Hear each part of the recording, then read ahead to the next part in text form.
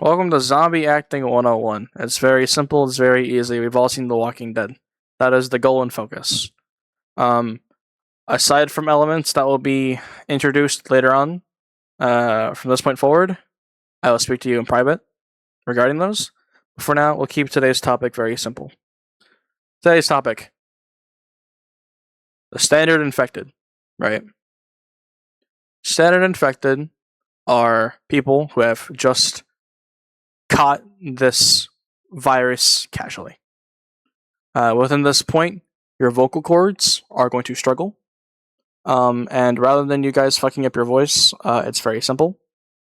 From at least my point of view, is all it is following breath movement, controlling your exhale, and tongue placement. To put it very bluntly, take the back of your tongue and put it to the roof of your mouth and push it slightly back. As you begin to apply that, it becomes a little different to breathe.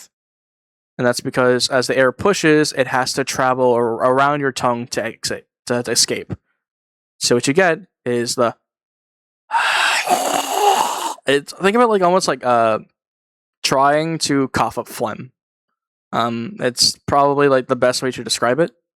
Like you have phlegm in the back of your throat, so you do. Yeah, right. It's very much like that.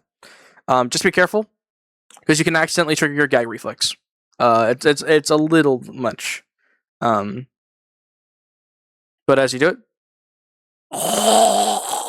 then you can mess with like your talking. So, for example, one of the things you can do is try to talk with it. I think of it like almost like Golem, actually. So as you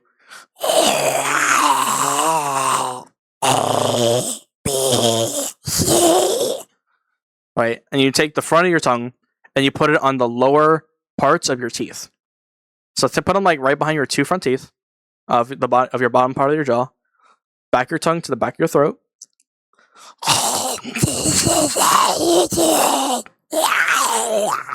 It's pretty much like that. And then as you adjust like the pressure to like a very forceful exhale, right? Use a little bit more of the vocal cords, a little bit of reverberation. You'll feel like the back of your throat, like kind of think of it like it'll shake a lot. I can't remember the exact like phrasing, but it'll add a little bit of a reverberance bass. There we go. Like if you just it's basically if you play with the pitch, you get your different varying sounds. So if I were to do a full scene, it'd be like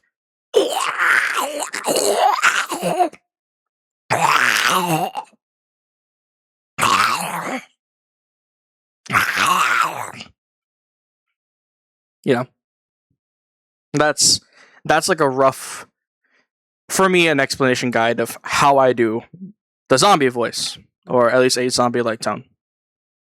So, you can play with it. The more you move your mouth, the more you change your mouth shape, etc., you get a different reaction and kind of just a different tone. As always, just be careful. You can accidentally trigger your gag reflex. Make sure you hydrate when you do this. Hydration is your biggest friend because you need moisture in your mouth. Part 2 of Zombie Acting 101 is your behavior, right? This is not World War Z. If anyone just goes like, bro, you're gonna fucking strike the fear of God into somebody. Like, unfortunately, that's not the vibe here. It's very slow movements. It's very, it again, very Walking Dead coded. So your movements, obviously, taking your head, putting it in the opposite direction, taking your hip or whatever, if you have the full body, and kind of just shuffling. That's literally the best I can describe it. If you are using your joystick, you can, if you shake your head at a different angle, like very hard, like 45, you'll be blessed with good locomotion, and that's at least a general guide to zombie walking. So,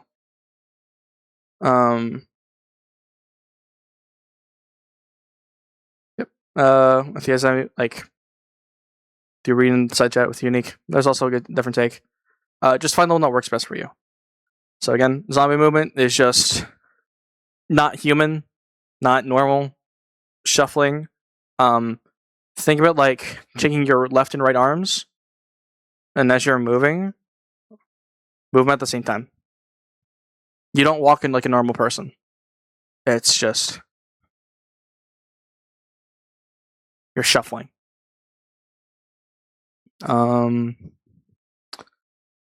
Now let's get into the actual part of RPing, is close encounters, right? As a zombie within this setting, your goal is obviously to kill people, right? You want to tear into their throat, you want to bite their hands, you want to go for their ankles. Great. Most of those encounters will be a rolled upon injury, whatever. So if you're doing it, like, give them time to not just only react, but also give them a time to kind of just register it because of VR chat latency, right? Obviously, that's everyone's best friend.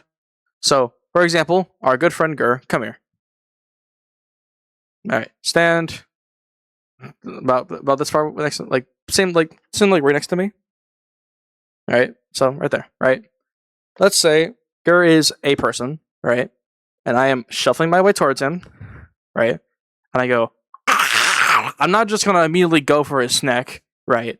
I'm going to, at this point, he will register that I'm going for a close encounter, and it's going to be a struggle, right?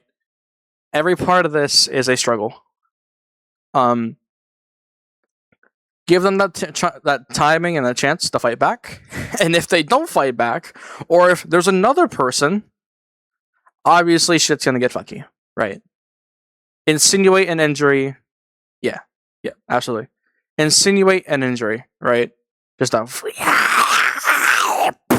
right. That's about as simple as it is. If you're going to sneak up on somebody, right?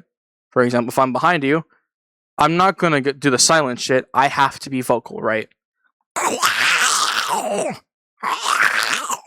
Give them that time to turn around. This is gonna be like the combative aspects of this is going to be very slow. That's like the core breakdown of what to expect when you're doing zombie shit. You're gonna be slow. Your movements are going to be a little ragged. And you just kind of have to lean into being that cool actor guy from like The Walking Dead, or being one of the first people during the original Resident Evil movies, which was fucking cool, but really cringy, and so on and so forth. As we get to those close encounters, we will have various types of builds. Obviously, somebody could play a character who is combating against somebody in a suit of very hefty like enforcements, right? For example, a zombie in riot gear, right? That's not going to be easy. There's no underneath your armor stab. No, absolutely not. There is no easy way to fight that. Well, I do not believe I have one. Yeah, there we go.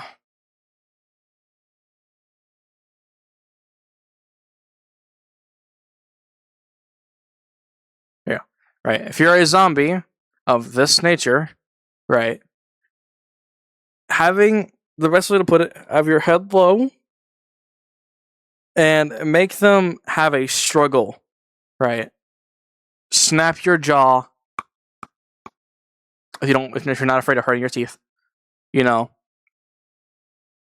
be vocal and give them that counter. You're also, because of your weight, right? You're in around like 30 fucking pounds, maybe 15, 30 pounds of just heavy duty equipment. Odds are you're going to end up toppling them.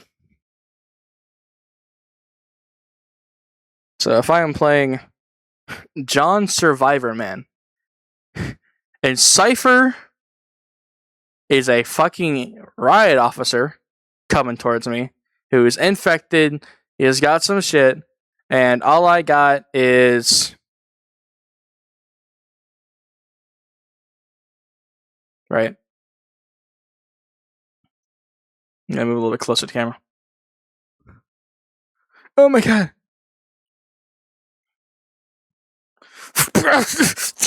Right, at this point, there's really not much I can do besides, like, try and do it, but that's like, the struggle is, if I let go of my arm here, I lose.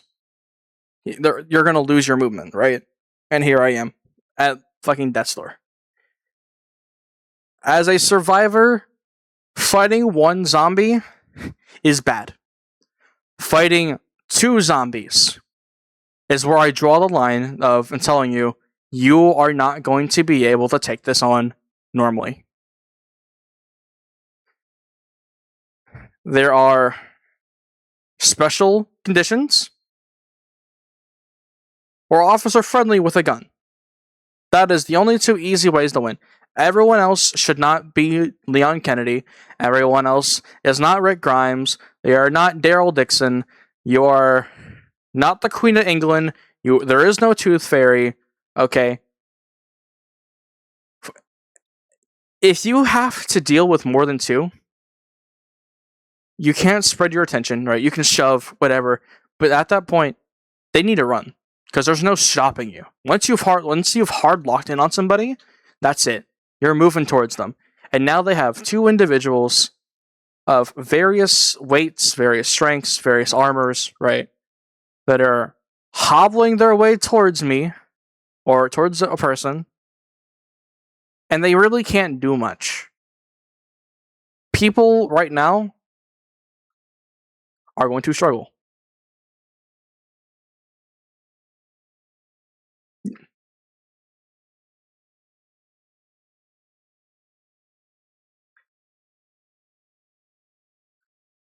Loud noise or physical aggression. So let's say, right?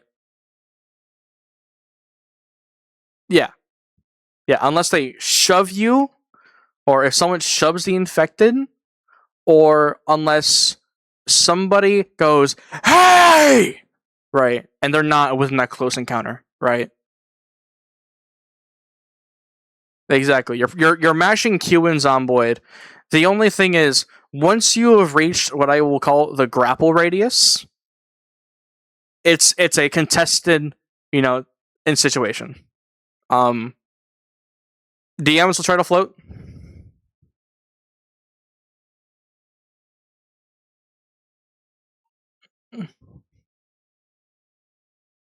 You can, or even just simply just walking towards them, or you can trip over and go for the right, or you can grab their legs. Like, it's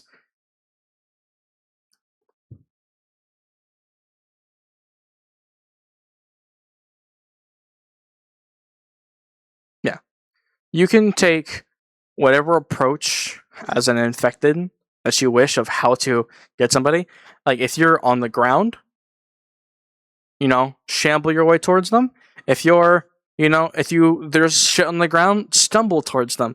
If there's a clear walkway, just walk up right to them, right? As long as you are audible, you give them a chance to fend for themselves, then you're doing everything right.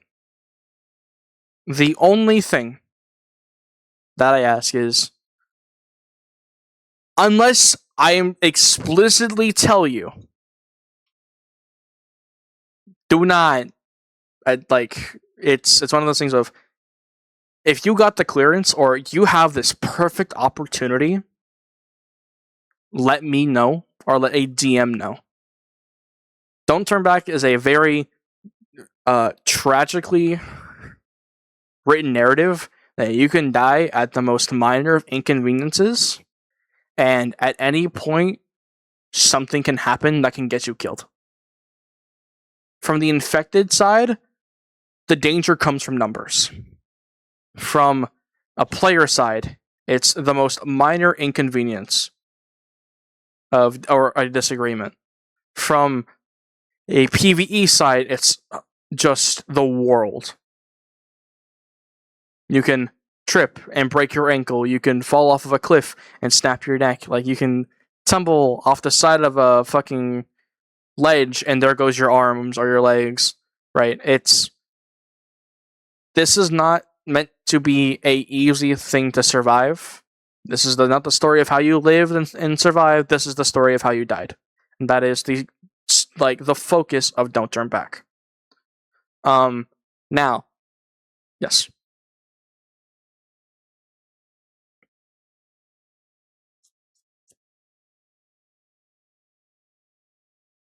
As time goes on, your duration is going to fade. By this point in episode 2, unless it is a sharp object, blunt objects will likely take 2 to 3 hits. So, boom, stumble back. Number 2, boom. Like, if they do a nice wind up to it, then good. And if you're on the ground, like, take that moment to twitch a little bit. So they have to go for that third.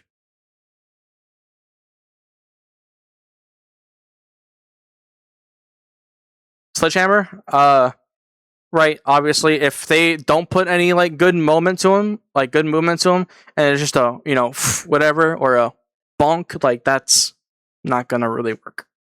They're heavier objects need some actual weight to them.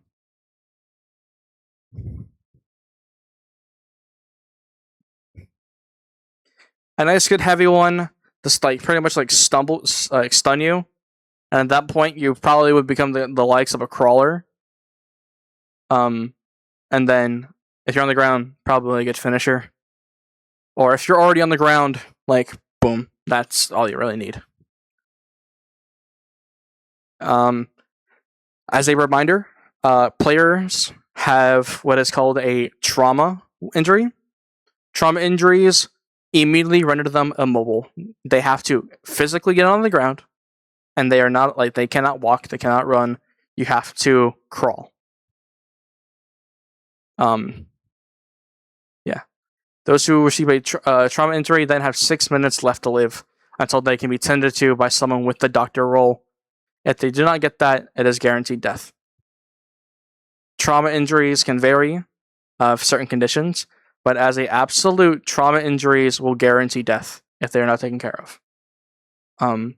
Now, the funny thing is horde tactics, because it's at that point we reach the conclusion where there's numerous people and your weapon will either break in the process, you either run out of ammo, or there's just more that are going to show up.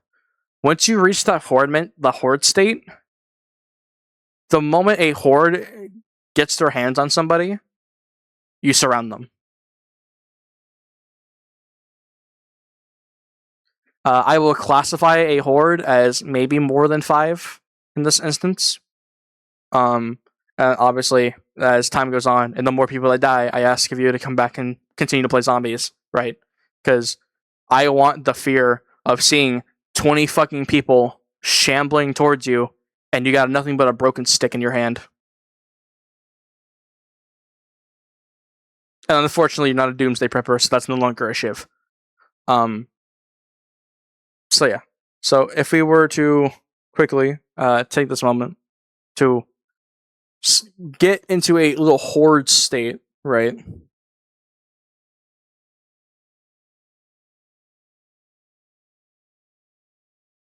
Right. Numerous zombies, etc. Right. Vocalizing, you're gonna get a little overstimmed, but from this point, you're gonna have one person as the horde leader, someone who's loud, someone who's going to basically whoever's at the front is going to guide the horde.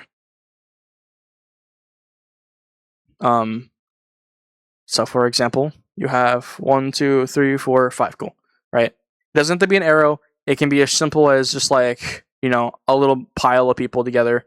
But it's quite literally just as simple as right? We move forward together, so on and so forth. And then we look over. And then we move together. Right. So if I'm going to, for example, more clumped together, because you want that appearance that your strength comes from how grouped there is. Once you have this space out, right, you can shove one, go for the other, whatever, backswing, quad, there you go. Fucking Rick Grimes, right? That's not going to be the case here. You're going to group up. There is really no stopping what is essentially a bullet train of infected. And once they get close enough, right, and for example, Viv, my dear, would you like to stand right here?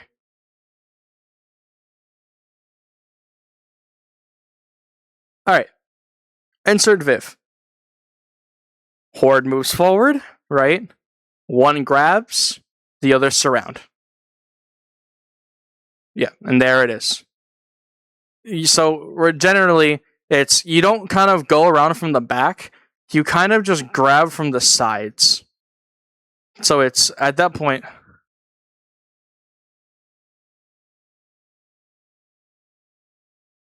yeah. Yeah.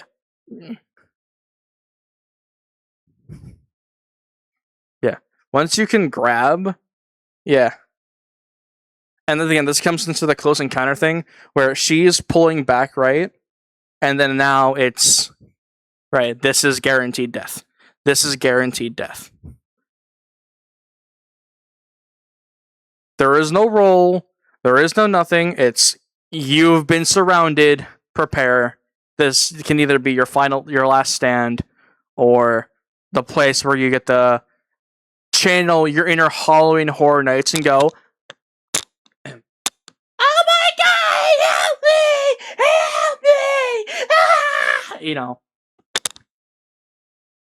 Don't leave me!" Yeah. Leon! Yeah, exactly. So that's the horde mentality, right? You move together as a clump, and you all reach forward and you climb over each other. That's a horde tactic. Other than that, once again, if you can figure out how to do it, do the back of the throat, take your tongue, put it to the roof of your mouth, exhale, and have the tip of your tongue be.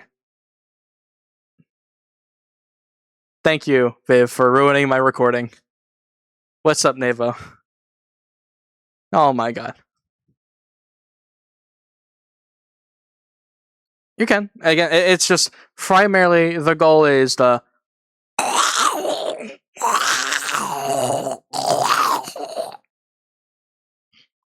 And you don't even have to exhale with that either. It's you can even just like inhale.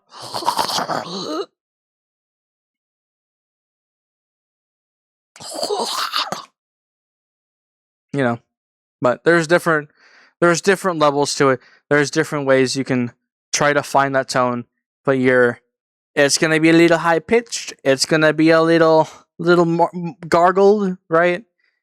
You can either make it high pitched, or you can even add some bass, just